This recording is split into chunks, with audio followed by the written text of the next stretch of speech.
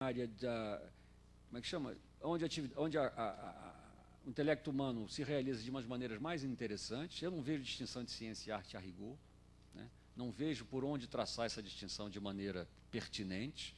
Eu acho que são dois jogos intelectuais distintos, mas que manifestam a mesma potência, né, humana. Não sei se a academia é mais apropriada à ciência do que à arte ou vice-versa, é uma questão difícil de responder, né? Mas não acho tampouco que a imaginação seja monopólio da arte. Eu acho que é ao contrário, eu acho que a ciência é uma atividade supremamente imaginativa, artística ou vice-versa, né? E que é a famosa questão das duas culturas, de que falava o C.P. Snow, o problema da nova aliança, de que falava Prigogine e a Isabelle Stengers, né? De todo o problema de como é que você vai fazer a comunicação entre arte e ciência de um jeito... Até porque esse divórcio é relativamente recente. Como a gente sabe, os grandes artistas ou cientistas de épocas um pouco mais recuadas eram as duas coisas ao mesmo tempo, né? E os filósofos também, né? Eu digo, você, na verdade, em parte, talvez, porque aquele fosse um estado da cultura humana que fosse um estado mais ecologicamente mais amigável para o intelecto humano, no qual você podia passar você era, sei lá, biólogo de manhã, pintora à tarde e talvez exorcista à noite, né? E talvez fosse um estado mais amigável, mais confortável do ponto de vista ecológico, do que o mundo em que você é cientista o dia inteiro e um idiota à noite, entendeu?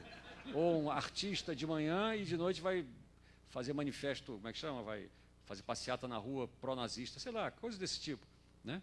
Em que você há uma espécie de esquizofrenia total entre os campos de atividade humana, em que as pessoas não têm mais...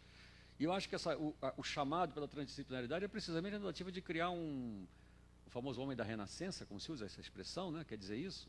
Criar um novo tipo da renascença em bases modernas, em que você de fato não pode controlar todo o conhecimento, como, sei lá, o Leibniz controlava, ou o Leonardo da Vinci controlava, né? Mas de que você pode tentar, talvez menos pelas disciplinas do que pelos objetos, se localizar em objetos que eles atravessam as diferentes disciplinas, mais do que os sujeitos atravessam. Porque hoje todo mundo sabe que você não pode ser físico, biólogo, matemático, antropólogo e poeta ao mesmo tempo, salvo alguns seres excepcionais. Entretanto, há objetos que eles próprios, sim, são físicos, biológicos, matemáticos e poéticos e antropológicos ao mesmo tempo. E a possibilidade de nós definirmos o conhecimento pelo tipo de objeto mais do que pelo tipo de método, né? É uma maneira que, meu ver, está cada vez mais se tornando viável, né? E a possibilidade de reconectar metaforicamente, porque sempre houve trânsito entre as duas áreas, né? E não esqueçamos que evolução é um conceito que vem das ciências sociais, né? A palavra evolução vem das ciências sociais, a noção de evolução é sociológica, passa para a biologia de uma maneira complexa e tal, né? Não esqueçamos que todo o discurso da sociologia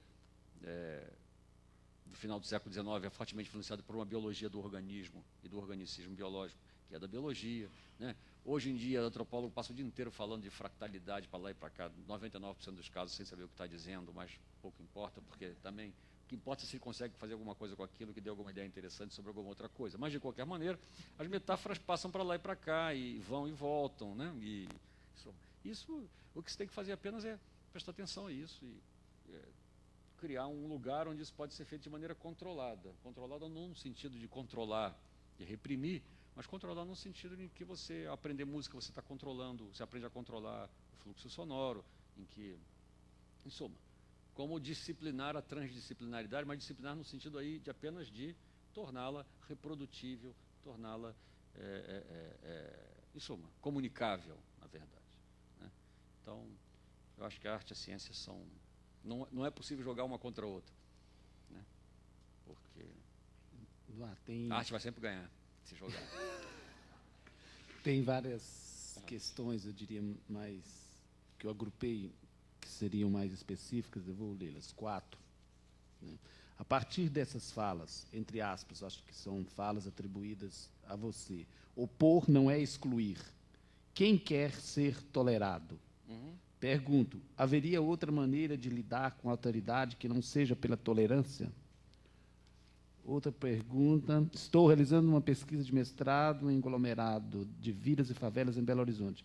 Gostaria que você comentasse a respeito das pesquisas etnográficas junto a tribos urbanas, onde o eles, o outro, é tão próximo ao nós, se confunde com o nós. Renata.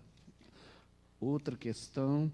Com relação à diversidade antropogênica, como o senhor compreende a possibilidade da sociedade criar diversidade, diferentemente do viés conservacionista? Por fim, fale de alguma lição do universo indígena que seja útil à nossa sociedade.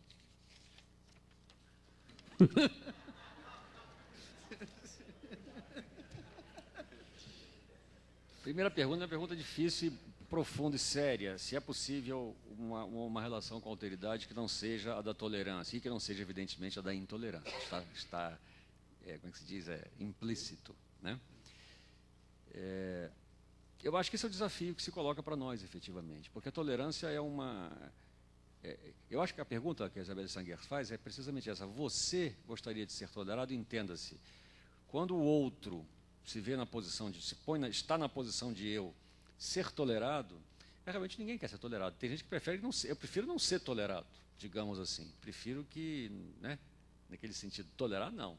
Né, não aquela coisa. Agora, também, né, a alternativa não pode ser a tolerância e o extermínio, digamos assim, a negação absoluta. Né? Eu acho que a alternativa é que a tolerância, na verdade, tem um problema equivalente da diferença entre o que a gente vai chamar? A diferença entre a operação de policial e a operação de guerra, digamos assim. É uma coisa típica. Os Estados Unidos, por exemplo, teve várias guerras que teve recentes. Acho que a última guerra do Iraque, não é essa outra, não foi guerra. Ele não declarou guerra. Ele estava fazendo uma operação de polícia. Né? Ele não tinha nada que declarar. Ou seja, não era uma relação social reconhecida oficialmente pela ONU ou coisa parecida. Era uma operação de polícia interna. A relação do sujeito ocidental com o outro não ocidental tem muitas vezes essa característica de operação policial. Em vez de reconhecer que há uma diferença fundamental, você diz, não, é só nós vamos ali só educar, vamos só trazer o progresso. Aqui não está tudo, não tem nada acontecendo não, pessoal, não se preocupem. Né? Não tem nada para ver. Né? Não há guerra ontológica. É uma operação de polícia, a gente vai só higiene, é um problema de saúde pública. A gente vai lá, vai borrifar, digamos assim, os sótãos mentais deles, a casa deles com um pouquinho de DDT conceitual, que tudo aí fica tudo bem, não aconteceu nada, vamos levar a educação, vamos não sei o quê, vamos trazer o progresso, eles vão logo por si mesmos, porque eles já estão aqui conosco. Né? A operação de polícia é sempre interna. Né? Então, eles já fazem parte. Tem que começar, eu acho que é o contrário, tem que começar por declarar guerra, não no sentido de exterminar os caras, no sentido de dizer, há uma diferença, essa diferença não pode ser simplesmente tolerada. Porque se a gente só tolera o que já foi, digamos assim, já está no bolso. Né? Você tolera porque a tolerância é um exercício de poder, é isso que eu quero dizer. Né? E imaginar uma relação que não seja de tolerância, mas que o respeito e a tolerância são coisas diferentes, eu acho, esse que é o ponto. Né? A tentativa de produzir um conceito ou uma conceitualidade que distinga respeito e tolerância. Né? O que é o respeito? Que é, como a gente sabe, a palavra que a gente mais ouve quando trabalha, quando vai junto a populações pobres, ou gente miserável, ou gente que está explorada, ou, soma, lumpen, todas essas palavras que desapareceram e se transformaram em excluídos. Né?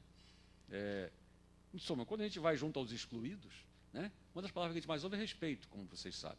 Né? Para lá e para cá. Né? Porque não me respeita, porque eu quero respeito, eu me respeito para lá, respeito para cá. O rap está cheio de referências a respeito.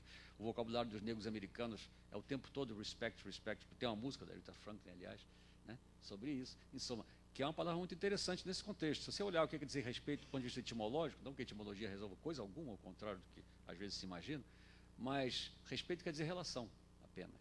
Não esqueçam que é a respeito de, neste respeito, né? Respeitante tal assunto. Respeitar é relacionar. Né? O respeito, respicere, vem de relacionar. O verbo respicere em latim tem uma relação com perspectiva, aliás, também. Né? O perspe, essa é uma raiz, e com relação.